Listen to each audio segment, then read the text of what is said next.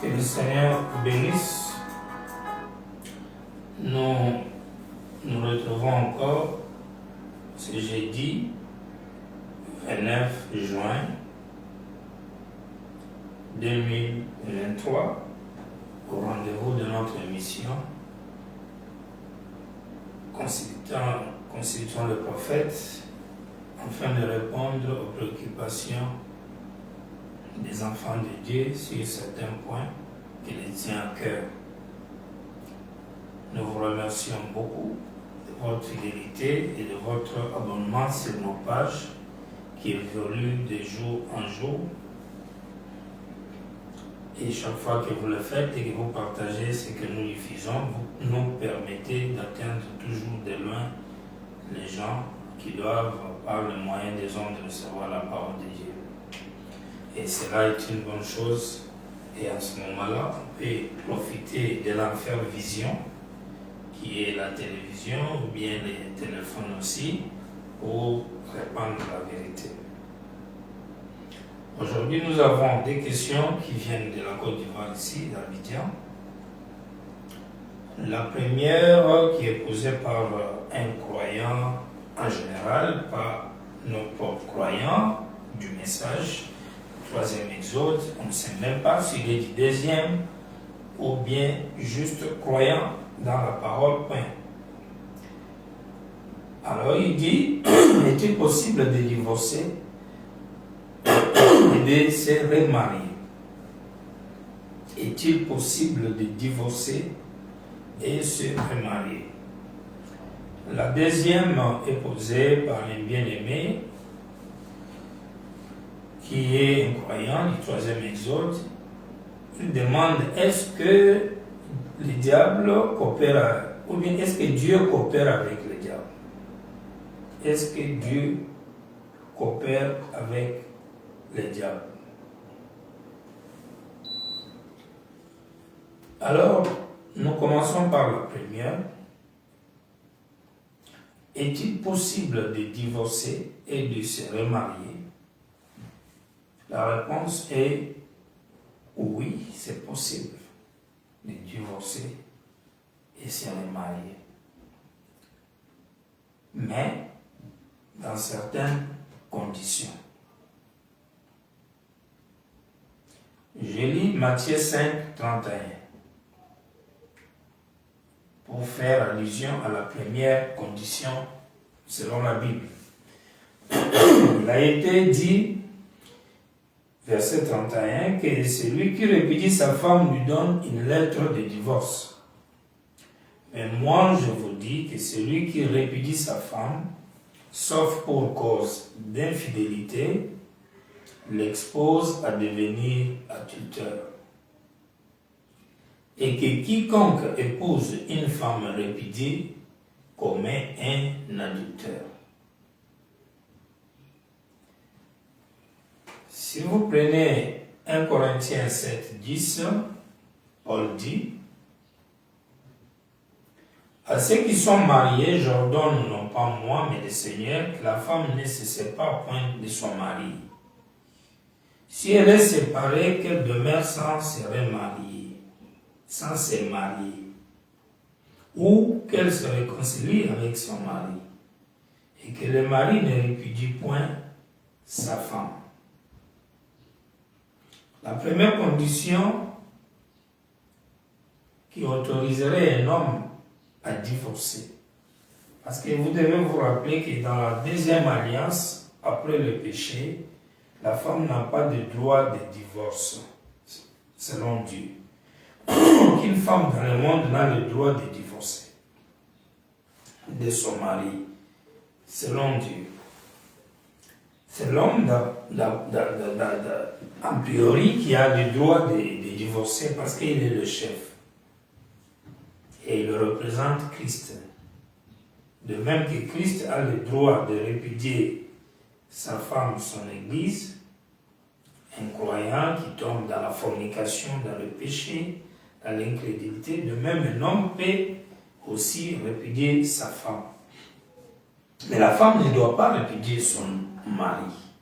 Ça, c'est la première pensée que nous exposons.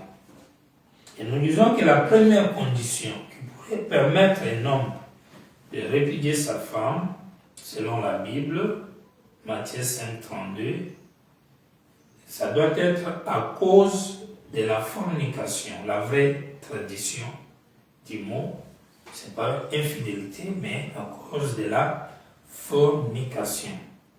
L'exemple dans la Bible, quand Joseph avait appris que Marie était enceinte, alors qu'elle lui était fiancée, et qu'il n'avait pas encore fait qu'ils ensemble, il a décidé de la répudier. Pourquoi? Parce qu'elle aurait fait quelque chose de mal, de fornication, avant d'entrer dans le mariage. Parce que quand on veut se marier, on doit se dire la vérité sur sa vie passée. Si on ne le fait pas, cela peut causer la légalité d'un divorce. Et quand l'homme le fera, il aura le droit de se remarier. Et la question ici ne nous précise pas si les droits de la possibilité de divorcer, se remarier, est-ce pour l'homme ou pour la femme? La question demande d'une manière générale. Et alors nous disons que d'avance, a priori, aucune femme ne devait aller dans un mariage et il pensait qu'elle a des droits pour divorcer. Mais si on divorce avec elle, pour qu'elle soit en mesure de se remarier, tout comme l'homme, la raison doit être là. La première, bien sûr, la fornication. Lisons un peu Frère Branham, mariage et divorce 157. Notez, lisons ceci, prêché le 21 février 65 matin. Je suis dans la tradition numérique de Shekinah. Je vais vous faire comprendre cela. Dans Matthieu 5, Jésus a parlé ici de quelque chose qui est vraiment d'une importance capitale. Nous voulons le voir, Matthieu 5. J'avais noté certaines choses que j'avais l'intention de dire seulement aux hommes. Alors j'ai pris un temps assez bref en le disant devant nos sœurs. Mais je vais aborder ceci maintenant. Maintenant, sœurs, je vais vous mettre à la place qui vous a été promise par la parole de Dieu. Et veillez alors, restez aussi à cette place-là. D'abord, il dit ce qu'il voulait dire là. Il voulait le dire uniquement aux hommes. Mais, il a déjà parlé de certaines choses. Les femmes sont là, les sœurs. Maintenant, il dit les sœurs, je vais vous montrer votre place où vous devez rester. Il prend Matthieu 5, 32. Je voudrais vous faire remarquer ici, pour appuyer cette même idée de un et plusieurs. Je pense que c'est Matthieu 5, 32. Commençons au verset 31. Il a été dit aussi, si quelqu'un répudie sa femme, qu'il lui donne une lettre de divorce. C'est Jésus qui parle. C'est lui qui a dit au commencement. Maintenant, regardez bien.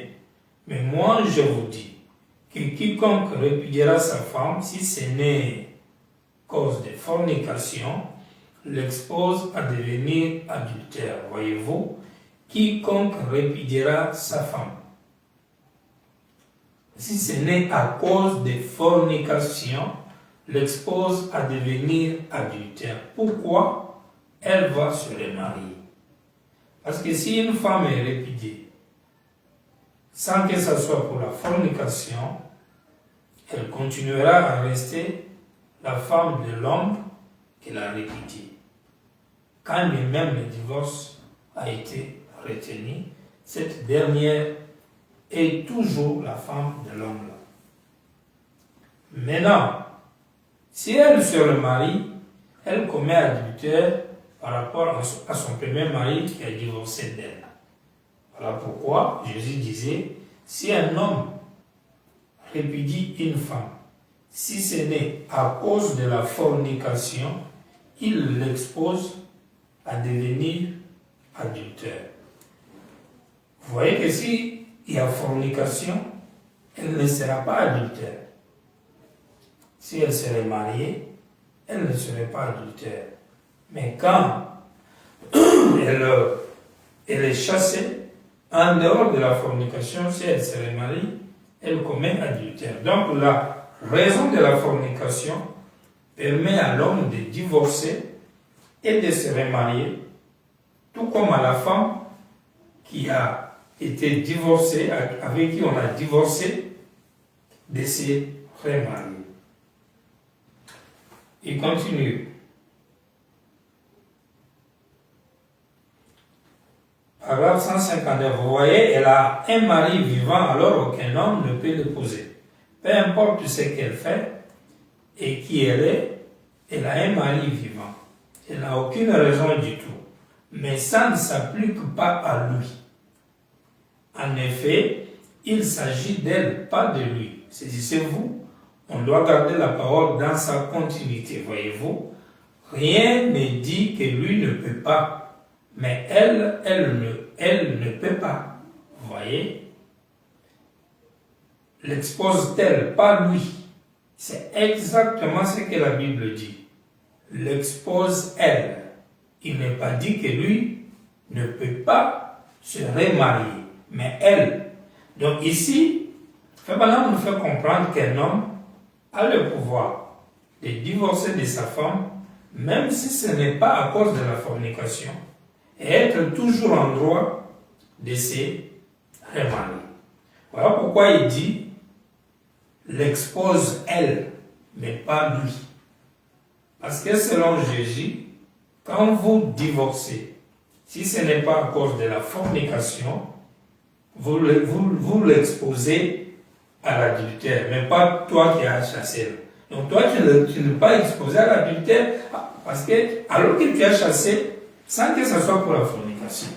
Voilà pourquoi Madame dit, l'expose elle. L'homme, lui, n'est pas exposé. Alors qu'il a chassé, sans que ce soit pour la fornication. Maintenant, s'il chasse pour la fornication, la femme est libre de se remarier.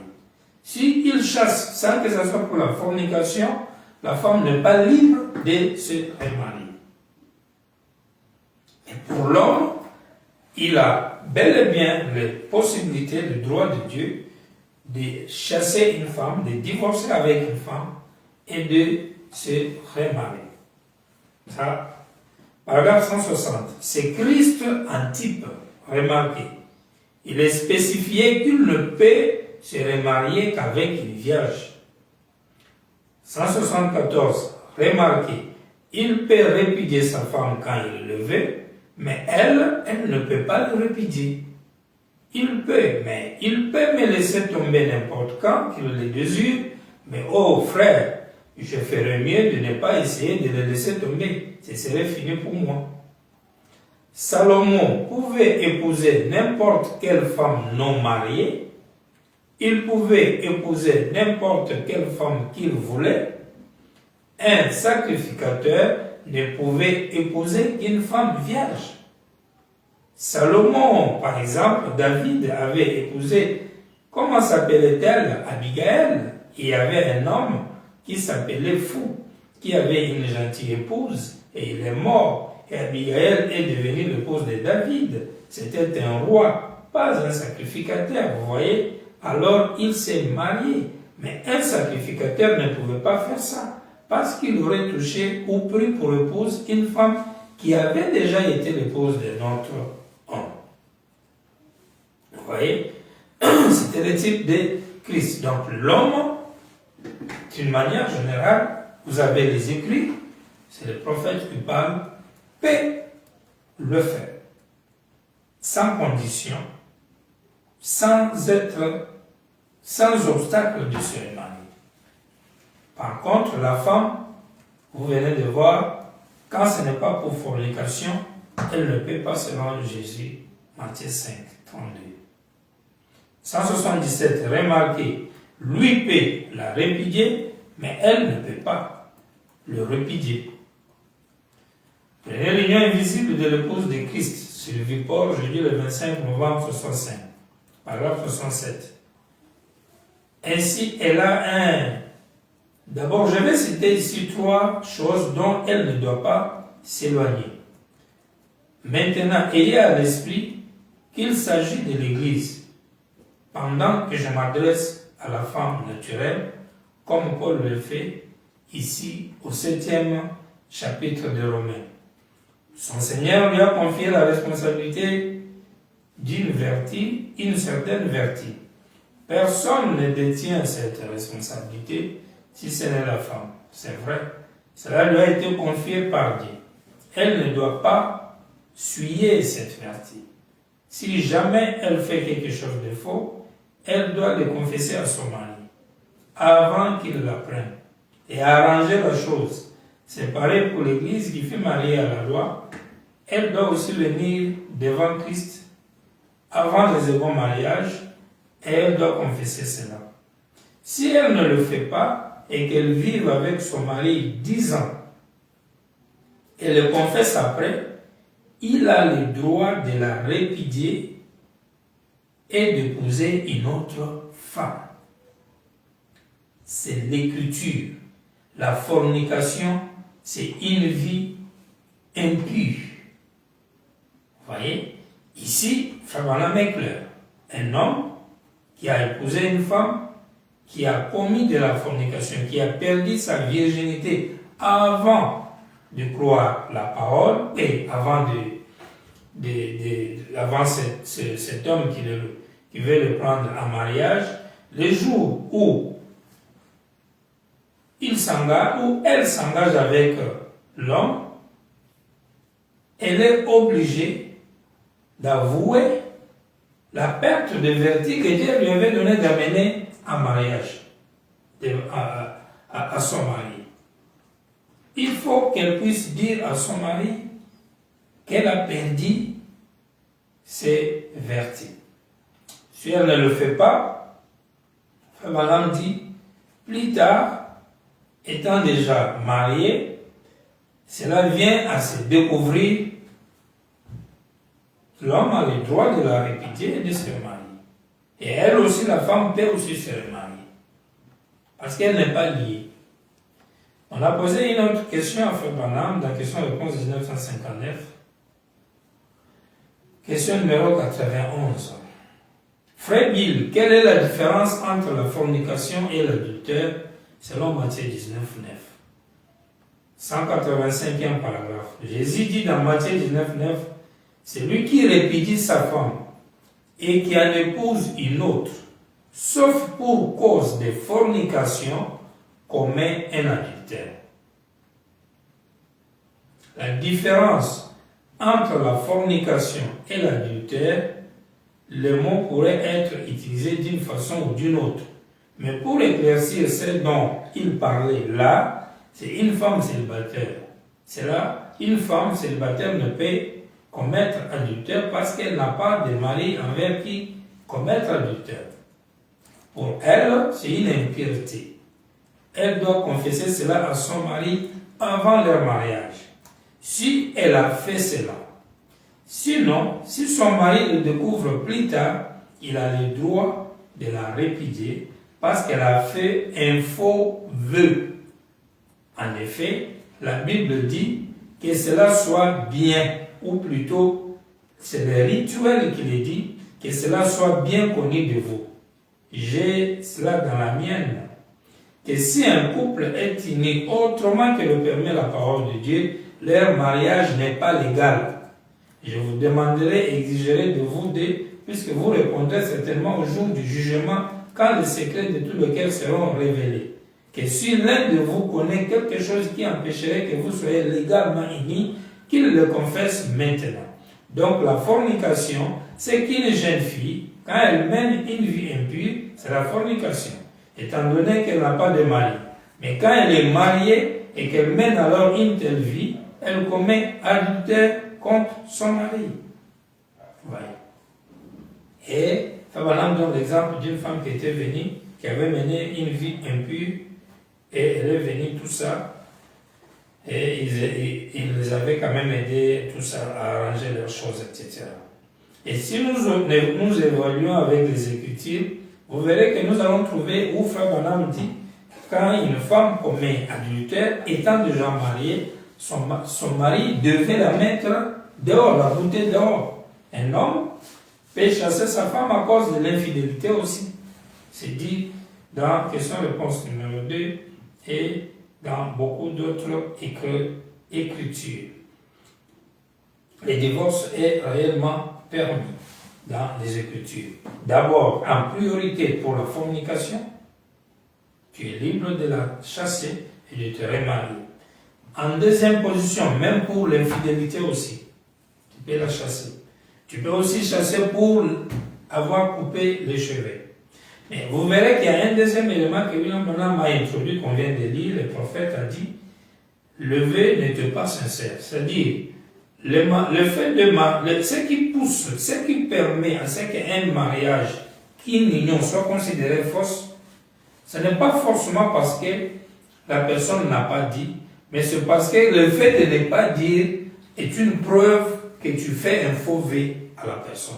C'est-à-dire, le nœud du problème, c'est le faux vœu. C'est-à-dire, manque de la sincérité. Quand des personnes s'unissent sans sincérité, alors, pour Dieu, ils ne sont vraiment pas du tout unis. Et du coup, ceux qui s'unissent ainsi dans les mensonges, ils ont pour fruit le fait d'avoir perdu des pervertis et on cache ça pour tromper. Vous voyez, quand on n'a pas le vrai amour, on trompe. Et on tombe dans le faux vœu. On tombe dans une fausse union. Prenez le noces de l'agneau, le 21 janvier 62, soir dimanche. Paragraphe 43. Si une femme n'est pas liée en toute franchise à un homme, alors ce dernier n'est pas son mari. Vous voyez qu'ici on ne dit pas si une femme a caché quelque chose à son mari avant d'entrer dans le mariage. Ici on dit si elle n'est pas liée en toute franchise. Il dit c'est tout simplement un homme à qui elle a fait un vœu qu'elle vivrait avec lui. Elle a donc fait un faux vœu. Elle avait promis de l'aimer et elle a dit qu'elle l'aimait, mais elle ne l'a pas fait. L'homme est continuellement trompé. Vous voyez, ici, Frère Branham, le Seigneur ne parle pas de fornication, mais il parle d'un faux amour. Quelqu'un qui dit aimer, mais qui n'aime pas réellement la personne. Et l'homme est continuellement trompé, tout comme la femme peut être continuellement trompée. Et dans ces cas-là, les gens ne vivent pas vraiment dans un mariage. Alors, c'est dans ces cas où il y a des femmes, quand elles verront qu'elles sont dans des unions qui ne sont pas vraiment vraies, soit dans des concubinages, soit dans une union où l'homme est totalement aventurier et qu'il n'y a aucun vrai vœu, vous voyez, ces dernières disent, ah, je m'en vais. Et là, elle divorce. Là, elle quitte. Et dans ces cas-là, qu'est-ce qu'on dira? On appréciera. Le pasteur appréciera si la femme peut décider le divorce. Parce qu'il n'est pas permis à la femme de décider le divorce. Mais si le mariage lui-même n'existe pas, nous aurons alors des difficultés d'interdire à une femme de quitter dans une chose qui n'existe même pas d'avance. Je pense que nous nous faisons comprendre. Parce que les Écritures doivent s'entremêler et nous donner une image parfaite. Vous voyez. Donc, nous étions en train de dire ici que William Branham dit, quand la femme cache des trucs, fornication, l'homme a le droit de la répéter. Ici, il dit, quand la femme n'est pas véritablement liée à son mari, c'est un faux vœu. Alors que là-bas, quand il y a fornication et que la femme a caché à son mari, c'est un faux vœu. Et du coup, nous retrouvons un faux vœu parce qu'on n'est pas véritablement lié, un faux vœu parce qu'on a caché quelque chose à son mari. C'est-à-dire la fornication, la vie qu'on avait vécue quand on était célibataire avant de croire. Vous voyez, le faux vœu devient en deux faces, en deux formes. Donc, c'est ça, ce sont des raisons qui rendent le mariage, le faux vœu rend le mariage nul. Qu'il soit par rapport au fait qu'on a caché, qu'il soit parce que peut-être tu es allé vierge, mais il n'y a pas vrai amour. Est-ce que ça sera un mariage parce que tu étais vierge et que tu n'avais pas caché quelque chose avant? alors que vous êtes dans les aventures ou dans les concubinages. Donc, c'est-à-dire que c'est pourquoi nous disons à ce stade-là, les pasteurs ont reçu de Dieu un moyen, par la révélation bien sûr, de juger les détails dans ces cas-là. Mais la possibilité existe-t-elle de divorcer et de se remarier? Oui, ça existe. Ça existe tel qu'on vient de le démontrer. Mais par contre, il y a une écriture ici que je lis, que vous verrez, qui refuse le divorce. William Branham dit, paragraphe 100, question numéro 5. Question-réponse sur le sceau. On lui demande, Frère Branham, y a-t-il un passage de l'écriture qui donne le droit de se marier après un divorce? C'est très important. Il répond, c'est écrit important. Eh bien, c'est pour cette raison que cela n'avait aucun rapport avec ceci. D'après ce que je peux voir, mon frère ou ma sœur, qui que cela puisse être, il n'y en a pas. Là, il dit, il n'y a pas écriture qui permet le divorce. D'après ce que je peux voir, mon frère, il n'y en a pas. À moins que votre compagnon soit mort. En effet, la Bible dit que nous sommes liés à notre conjoint ou conjointe aussi longtemps qu'il sera en vie. Vous voyez? 101. Donc, pour ce qui est d'un passage de l'écriture, c'est sur ça que porte la question ici. Y a-t-il une écriture? Vous voyez? Y a-t-il un passage de l'écriture? Il n'y a pas un passage de l'écriture que je puisse trouver. Vous voyez? Il n'y a pas un passage de l'écriture que je puisse trouver. En effet, Paul a dit que le couple marié, si le compagnon est mort, alors l'autre est libre de se marier à qui il veut dans le Seigneur. Mais jusqu'à ce moment-là, mais suivez attentivement votre serment et jusqu'à ce que la mort nous sépare. C'est ça. Vous avez fait ce serment-là, vous voyez. Alors, je ne pense pas qu'il y en ait. Maintenant, si vous en avez trouvé une, et que c'est bien juste, alors, très bien. Mais quant à moi, je n'en vois aucun. Maintenant, qu'est-ce qu'on fait avec cette grande déclaration en pleine question-réponse sur le sceau? On avance. C'est une insulte du Seigneur. On dit amen à cette écriture. Il n'y a pas d'écriture pour divorcer. Dans les mariages de divorce, il a dit qu'il y avait écriture pour divorcer. Comment on va régler les deux tendances, les deux paroles qui semblent être contradictoires? Nous prenons le troisième exode, paragraphe 14. Il dit ainsi, peut-être qu'avant que nous quittions, il nous faut donc rentrer dans environ 30 jours, vous savez, rentrer en Arizona. Et alors, si avant que je parte, le Seigneur voulant, j'aimerais enseigner sur ces passages des Écritures. Mais ne pas enregistrer cela. Si vous enregistrez, ne vendez pas la bande. Ne la laissez pas sortir. J'aimerais montrer l'exacte vérité sur le mariage et le divorce. C'est une question. Et on est aux dernières heures où tout le mystère de Dieu doit être terminé. Et hier, en parcourant les montagnes vers l'aube, il m'a semblé entendre le Saint-Esprit me dire, enregistre cela et mets-le de côté. Je ne sais pourquoi, mais l'exacte vérité sur le mariage et le divorce, certains disent, les gens peuvent se marier s'ils jugent qu'ils vivaient dans l'adultère. Et d'autres disent, eh bien, si on se maltraite l'un et l'autre, qu'on ne peut pas vivre ensemble, mieux vaut vivre en paix sur la terre que vivre l'enfer sur la terre.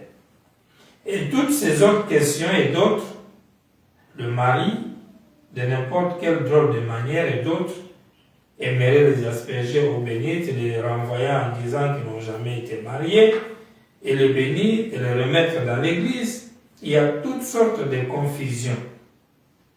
Mais s'il y a tant de confusions, il y a une vérité quelque part. Donc ici, il faut maintenant décrire un tableau noir des tendances, des doctrines sur ces sujets de mariage et divorce. Les gens se marient, puis ils divorcent, et ils donnent des raisons, mieux vaut vivre l'enfer ou, c'est pas plus tard, les paradis sur la terre, tout ça, que c'est maltraité l'un l'autre. Les autres églises prennent les femmes divorcées, on met sur eux l'eau bénite, puis on dit que non, c'est bon, vous êtes redevenus, surtout les femmes, vous êtes maintenant redevenus, c'est pas vierge, vous pouvez vous remarier, ça sont des absurdités, toutes ces choses-là. Et là, William Branham dit, il a une vérité exacte sur le mariage et le divorce, et qu'il pourra donner ça, quand Dieu lui permettra. Et vous allez vous rappeler que quand il dit ça, c'est après la question que nous venons de lire. Parce que là, on est en juin, 30 juin 1963. Ce qui fait, par exemple, demain 30 juin 2023. Si on calcule, je ne sais pas si on est dans 60 ans, c'est combien, je ne sais pas. Donc, je vais dire, il était, après avoir répondu qu'il n'y a aucune écriture, au moins ici, il évoque un fait, c'est de dire, l'exacte vérité n'est pas encore donnée. Voilà ce qui fera que la réponse donnée dans la question-réponse sur le sort, comme quoi il n'y a pas d'écriture pour favoriser les divorces, on ne pourra pas prendre ça pour en faire une loi et empêcher un divorce s'il y en a et si cela devait avoir lieu. La preuve, paragraphe 15, il dit, je crois et je le dis avec révérence, je crois que le Seigneur me l'a révélé, la vérité. Et si cela tombait dans des églises, ça mettrait tout en pièces. Peut-être que c'est ce qui devait être fait. Mais, je préférerais laisser uniquement les pasteurs. Laisser uniquement le pasteur des églises recevoir cette bande. Alors, les laisser jouer cela, et après, ils pourront conduire d'après cela. Ça, c'est un consigne que William Branham donne que pour juger dans une église le dossier du mariage et le divorce, c'est pas au brebis de commencer à dire pourquoi c'est comme ça, pourquoi ceci est là-bas, pourquoi ceci a été fait comme cela. Non, c'est au pasteur. Voilà pourquoi il voulait même que la bande mariage et divorce soit donnée au pasteur. Pour qu'il parte à partir de la bande, c'est-à-dire qu'il fasse tout selon la bande là. Voilà pourquoi, si dans la bande, on dit qu'il y a divorce, et que dans question-réponse, sur le sceau, on dit qu'il n'y a pas de divorce, on comprend que non, en ce moment-là, le grand Bill a déjà dit que la vraie vérité sur la chose, il la donnera dans les sermons mariage et divorce. C'est simple. Il n'y aura pas de confusion, il y aura juste question de comprendre que Dieu donnait ces choses-là au fur et à mesure parce qu'il ne voulait pas créer peut-être une pierre d'achoppement à la vérité qu'il devait annoncer. Parce que Dieu aussi aime donner des vérités dans le temps. Il n'a pas le plaisir de venir seulement bon. Même Jésus a dit en son temps, j'ai beaucoup de choses à vous dire, vous ne pouvez pas les comprendre maintenant. Et à cause de ça, je le ferai plus tard. C'est comme ça avec Dieu. S'il sait que vous êtes des bébés, il va vous donner du lait. Et ceux qui sont âgés, il leur donnera une nourriture qui est suffisante. Donc, la vérité était celle qui avait possibilité de divorce, mais le temps là n'était pas encore arrivé pour dire ça. Et il vient de dire plus tard dans les mariages et divorces en 65 le 20 février. Alors que question-réponse sur le sort où il refuse que ce n'est pas possible, il n'y a pas écriture pour divorcer. Là, vous êtes en mars 1963. Paragraphe 16, il dit, laissez jouer cela et ils pourront conduire d'après cela. Mais j'aimerais vraiment enregistrer cela pour montrer l'exacte vérité sur ces points. Je dois enregistrer la bande là et montrer l'exacte vérité sur le point du mariage et du divorce.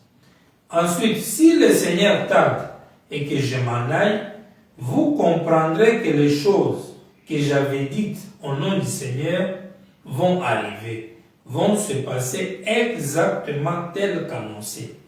Cela n'a encore jamais failli. Et d'autres doivent arriver plus tard. Et j'espère que le Seigneur nous permettra de faire cela bientôt. Nous l'annoncerons aux gens le moment. En effet, il y a beaucoup qui aimeraient venir entendre ces choses et j'apprécie cela. Voilà un peu la réponse que je donne pour la première question. Il y a possibilité de divorce et il y a possibilité du remariage. En priorité d'abord pour l'homme, parce que c'est lui qui représente Christ.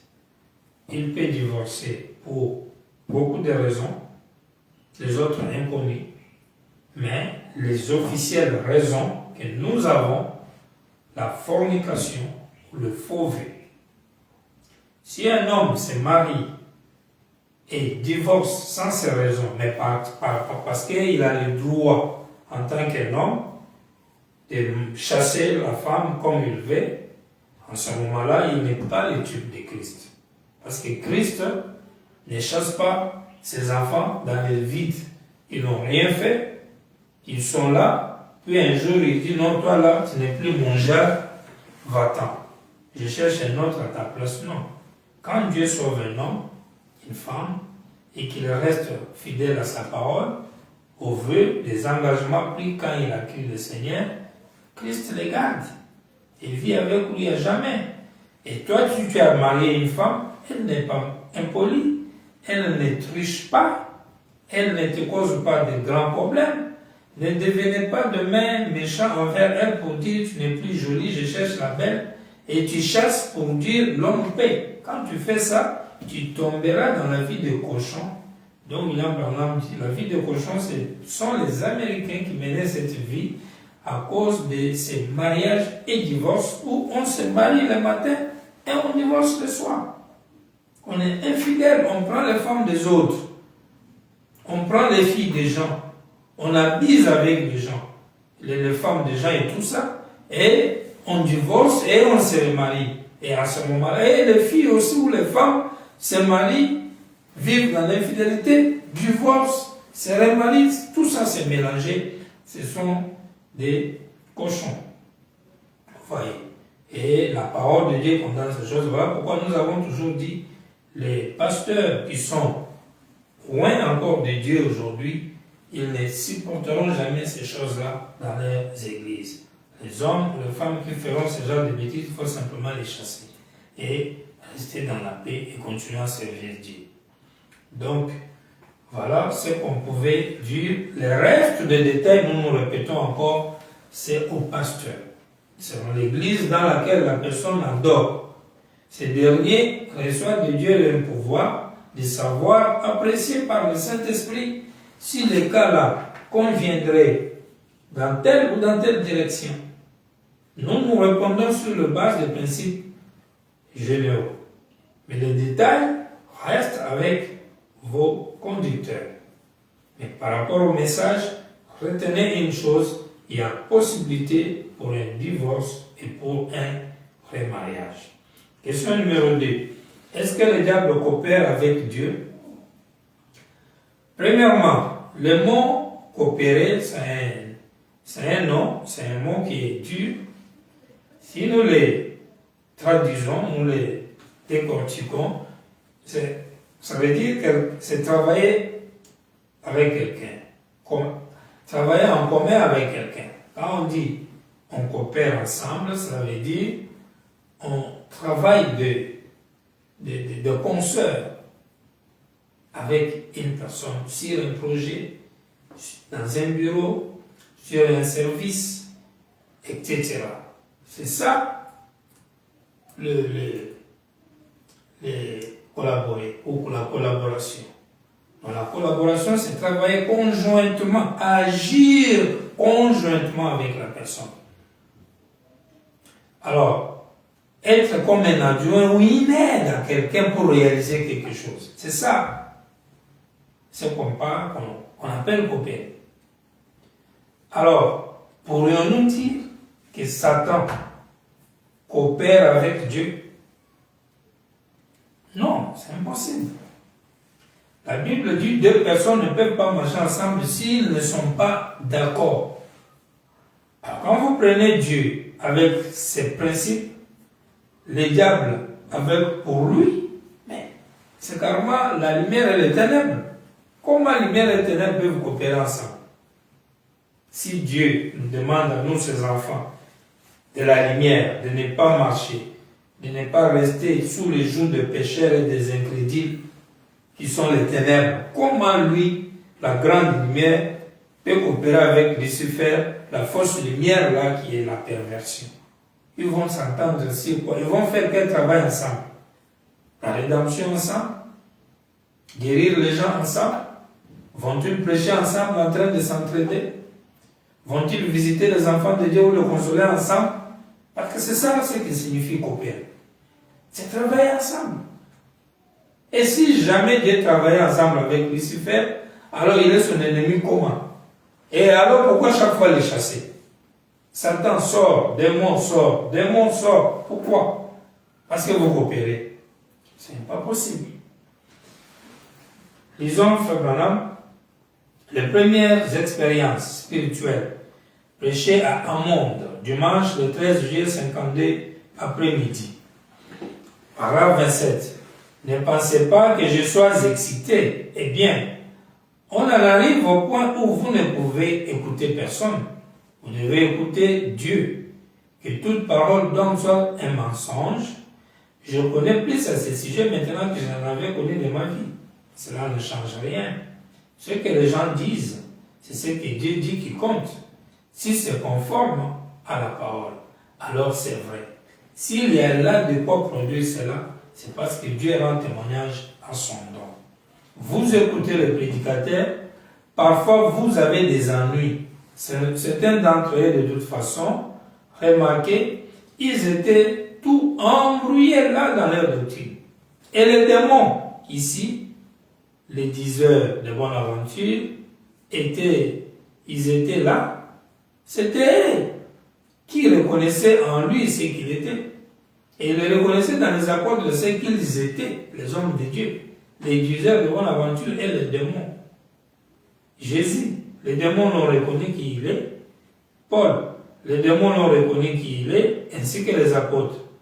Alors Paul s'est retourné à réprimander et chasser l'esprit de divination dans cette femme, Elle ne pouvait plus dire de bonnes aventures. Il n'avait pas besoin que le diable témoigne qui il était. Parce que la femme a suivi Paul de derrière, et saint, et l'homme de Dieu, tout ça. Et Paul chasse le démon qu'il a envoûté, qui lui permettait de faire la divination. Elle est restée sans démon là. Donc, alors que c'est le moyen qui lui permettait d'avoir même l'argent. Parce qu'elle faisait des divinations, ou d'être écoutée par les gens. Et Frère Branham dit, Paul n'avait pas eu besoin que les démons là l'aident pour coopérer avec lui dans ce qu'il était en train de faire afin de convaincre le public comme quoi Paul venait de Dieu ou il était divin. Paul n'avait pas besoin de cela. Il ajoute, il savait qui il était. Il était un saint de Dieu, il n'avait pas besoin de l'assistance du diable. Mais le diable disait la vérité à son sujet de toute façon. Jésus a dit à ces démons, il a dit, tais-toi et sors de lui. Oui, il n'avait pas besoin de l'aide des démons, mais les démons criaient. Beaucoup de gens parlent. Il y a des endroits dans la Bible, que 1 Samuel 18, 10, où il est dit qu'un mauvais esprit de Dieu fit des choses. Je ne comprends pas. Qu'est-ce qu'un mauvais esprit de Dieu? Veuillez expliquer. Ça, c'est une autre question, demande de Frère Branham. Donc, on comprend déjà que Dieu n'accepte pas que le diable puisse l'aider. Voilà pourquoi même le sexe a été maudit dans le jardin d'Éden.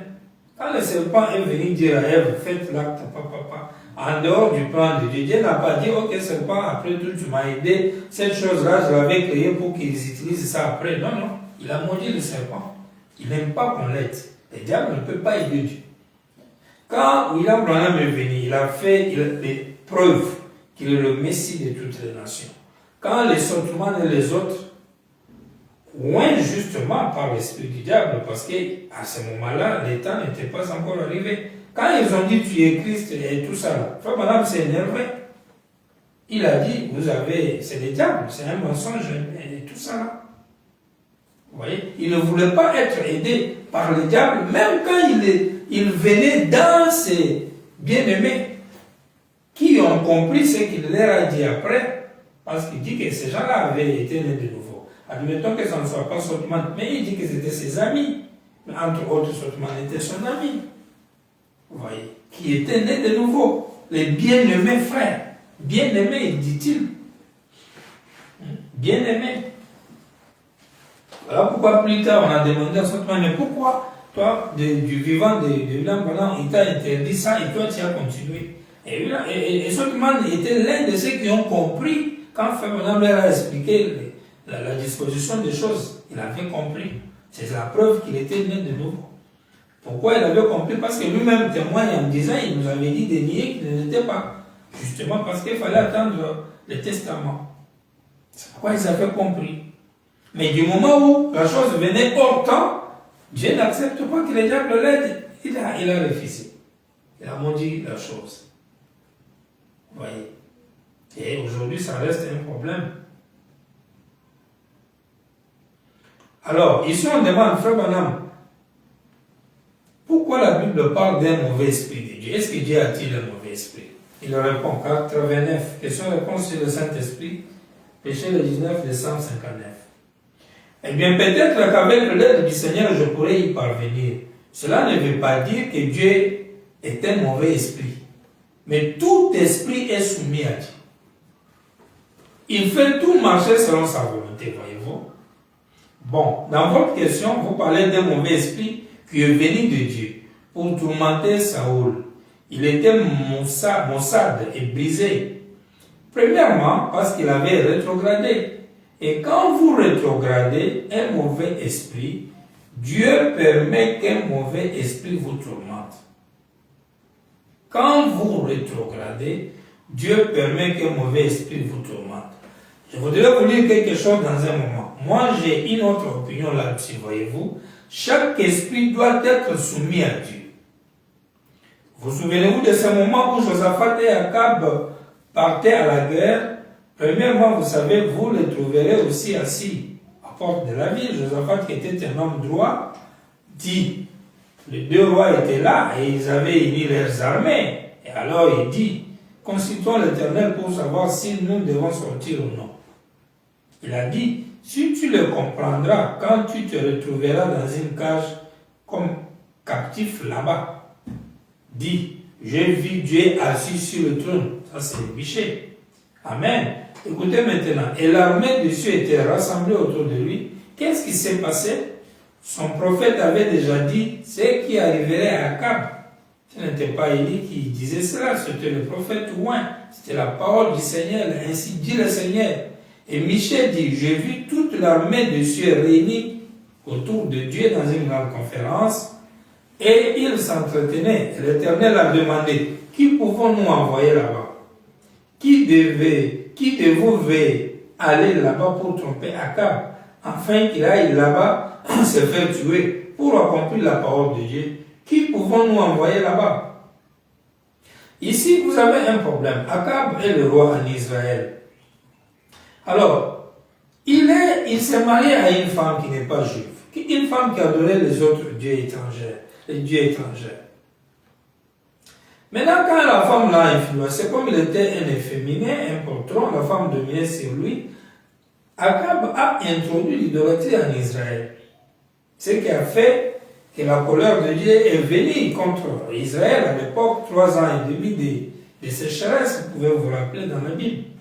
C'est qui nous a donné l'histoire de la veuve de Serepta, qui vivait dans cette sécheresse et Élie est allé l'aider, ainsi de suite. Et vous avez même là le combat d'Élie avec ces gens-là, quand il y a eu des confrontations sur le mont Carmel, avec ces prophètes qui ont été tués. Alors, Élie a maudit Akab, que les chiens lécheront son sang.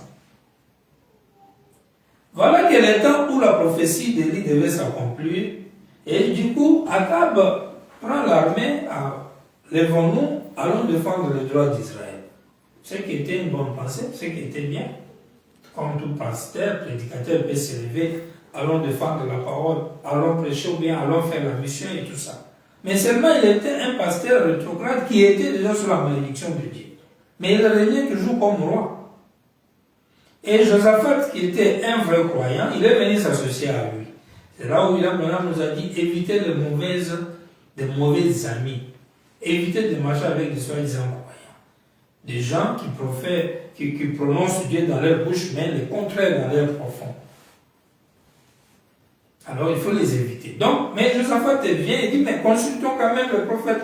Non, mes prophètes de par là ont déjà dit que c'est bon. Mais il n'y a pas quelqu'un d'autre. C'est là que Michel vient. Et quand Michel vient, du coup, comme lui, Michel est du vrai, Dieu lui fait voir dans la vision que Dieu lui rappelle d'abord à Michel, souviens-toi que le monsieur là a déjà été maudit. Donc, si lui va en guerre, il ne peut que mourir. Et du coup, il voit la vision où Dieu est dans la réunion. Et dans cette réunion, voilà que Dieu demande, mais à qui est-ce qu'on va envoyer pour induire Akab en erreur? 98. Eh bien, l'un répondait d'une manière, l'autre d'une autre. Au bout d'un moment, un mauvais esprit, un esprit de mensonge se présenta, venant d'en bas, et dit, si seulement vous me le permettez, je suis un esprit de mensonge, je vais descendre, j'entrerai dans tous ces prédicateurs, car ils n'ont pas de Saint-Esprit, et je ferai en sorte que ce ne sont que des hommes formés dans une école. Je descendrai et j'entrerai dans chacun d'eux, je les séduirai, je leur ferai prophétiser un mensonge, a-t-il bien dit cela? Et il dit, c'est ainsi que nous les séduirons. Ainsi, vous voyez, quand les anges donnaient leur point de vue, Dieu n'était pas d'accord avec eux. L'autre dit, bon, on peut faire ça. Parce qu'ils ne connaissent pas mentir. Dieu lui connaît ce que signifie mentir parce que c'est lui qui a créé et qui sait comment le diable a perverti les choses. Maintenant, quand l'autre démon lui vient d'en bas, de l'enfer, parce qu'il suivait la réunion, les démons approchent toujours les réunions de Dieu. Jamais Dieu peut tenir une réunion sans que les démons viennent tout autour. Vous voyez, parce que ce sont des esprits religieux, ils viennent de Dieu. C'est lui qui est leur maître, c'est lui qui les avait créés. Donc c'est comme des gens qui ont tendance à aller vers les grands chefs. Ils tournent toujours autour de lui. Vous voyez? Donc quand le démon suivait la conférence depuis l'enfer où il était, quand il entend cette question, qui peut tromper, induire Akab en erreur, lui faire croire qu'il va gagner alors qu'il va perdre. Alors qu'il y avait des promesses de Dieu disant à Israël qu'il devait gagner. Mais dans ce cas, il ne pouvait pas parce qu'il avait un sujet avec Dieu. Et un esprit de mensonge est sorti. Il dit, je vais descendre, je vais entrer dans les prophètes. Et les grands lui commandent, ce ne sont que des gens formés dans les écoles, ils n'ont même pas le Saint-Esprit, et je vais les séduire. Et Dieu dit, tu as ma permission pour y aller. Il descendit donc, entra dans ces faux prophètes, ces ministres formés à l'école, et leur fit prophétiser un mensonge. C'était un esprit de mensonge agissant selon la volonté de Dieu. Un esprit de mensonge agissant selon la volonté de Dieu. Laissez-moi juste quelque chose, regardez ici une minute, observez ceci. Je désire que vous preniez avec moi 1 Corinthiens chapitre 5 verset 1. Observez ceci. Il dit, on entend dire, ça c'est Paul, généralement il y a parmi vous de l'impudicité, et une impudicité telle qu'elle ne se rencontre pas même chez les païens. Que pensez-vous d'une telle chose dans l'église? C'est au point que l'un de vous a la femme de son père, et vous êtes enflé d'orgueil et vous n'avez pas été voyant. Je crois, tournons la page. Et là, qu'est-ce que Paul dit? Une personne qui a fait ça, il doit être excommunié. Écoutez un peu comment faire Madame dit. Question-réponse toujours, sans aider. C'est ce qui se passe avec les églises aujourd'hui. Quand un homme entre dans le corps de Christ et devient un de ses membres, s'il commence à mal agir, au lieu de vous mettre tous ensemble pour faire cette même chose, et vous, Branham Tabernacle, faites-le Car aussi longtemps que vous le soutenez, il est sous le sang et continuera à poser le même mauvais acte tout le temps. Réunissez-vous et livrez-les au diable pour la destruction de la chair, afin que son esprit puisse être sauvé au jour du Seigneur. Et voyez le fouet de Dieu entrer en action. Observez le diable se saisir de lui. C'est un mauvais esprit qui s'empare de lui. Et le jeune homme en question, même dans la Bible, s'est mis en ordre de revenir. Nous découvrons dans Corinthiens qu'il s'est vraiment mis en ordre avec Dieu. Regardez Job, un homme parfait, un homme juste. Dieu a permis à un mauvais esprit de venir sur lui pour le châtier et tout le reste pour le perfectionnement de son esprit. Vous voyez? Ainsi, les mauvais esprits, Dieu utilise souvent des mauvais esprits pour accomplir son plan et sa volonté. Dieu utilise souvent. C'est-à-dire tous les esprits mauvais que vous voyez là, tous les démons du monde, avec leur maître Lucifer, sont sous Dieu. De telle sorte que, comme ils règnent et ils agissent sur la terre, dans les humains, etc., des païens, Dieu a ses enfants sur la terre. Alors quand les enfants de Dieu se comportent mal, Dieu autorise aux démons d'entrer dans leur corps et de les frapper. Voilà pourquoi vous pouvez trouver un croyant, tout ce qu'il fait, ça ne marche pas. Qui bloque au sorcier, oh mon oncle, oh mauvais sort, oh on m'a envoûté. Vous trouvez un enfant de Dieu, des maladies qui ne finissent jamais. Pourquoi? C'est parce qu'il est sous les emprises du diable. Dieu a laissé les démons venir dans son corps, venir dans sa vie. Vous voyez? Donc il y a beaucoup de ces genres de choses. Et Frère Branham nous donne l'exemple d'un frère ou une soeur dans l'église qui vit mal. Il dit il faut les livrer dans les mains du diable. Quand vous les livrez dans les mains du diable, cela veut dire que vous autorisez les diables d'entrer dans sa vie pour tout déranger, pour arrêter la cour normale de la vie. Et il y a des églises qui ne le font pas, mais on vous donne du courage, il faut le faire. Frère Branham dit quand vous ne le faites pas, la personne continuera à faire ses mauvais actes. Et cela va peser sur la bonne marche de l'église. Et si vous êtes un corps de croyants, vous adorez Dieu sur cette terre, laissez les fausses interprétations de dire, oh non, quand on va les punir là, on dit que c'est pour jusqu'au jour du Seigneur. Comme le jour du Seigneur est déjà venu, donc on va le punir pour qu'il soit sauvé quand? Non, non. Ici, il ne s'agit pas pour qu'il soit sauvé, il doit être fouetté pour qu'il revienne à la raison. Ce n'est pas parce qu'il sera sauvé un jour, non. C'est pour qu'il revienne à la raison, c'est tout. Essayez juste de comprendre une autre manière de l'application de la parole. Vous voyez? Pourquoi Frère Branham dit l'une des raisons pour chasser un homme dans l'église, c'est quand il mène une vie corrompue. Et la vie corrompue ou bien immorale, où quelqu'un viendrait poursuivre nos filles, ou pour insulter nos femmes, et ainsi de suite, ces derniers doivent être chassés. Et aujourd'hui, nous voyons dans des églises, il y a des gens qui s'engrossent, et les gens qui prennent les femmes des gens, les filles qui sont des vierges, au point que quelqu'un ne peut plus être à l'aise d'amener sa femme dans une église ou ses enfants, filles, dans une église sans qu'on les gâte là-bas. Parce que les démons sont pleins dans les églises. Et vous avez compris que Dieu permet aux démons d'aller dans des gens, les autres, il leur donne l'esprit d'égarement, ils deviennent de faux prophètes, ils enseignent des mensonges, ils tordent le sens des Écritures, et vous vous demandez d'où ça vient. C'est Dieu qui a permis ça. Il les laisse ainsi parce qu'il le punit, ou alors elles ne sont même pas ses semences, ces gens-là. Et les autres, la corruption, la mauvaise vie pleine de démons, permis justement par Dieu.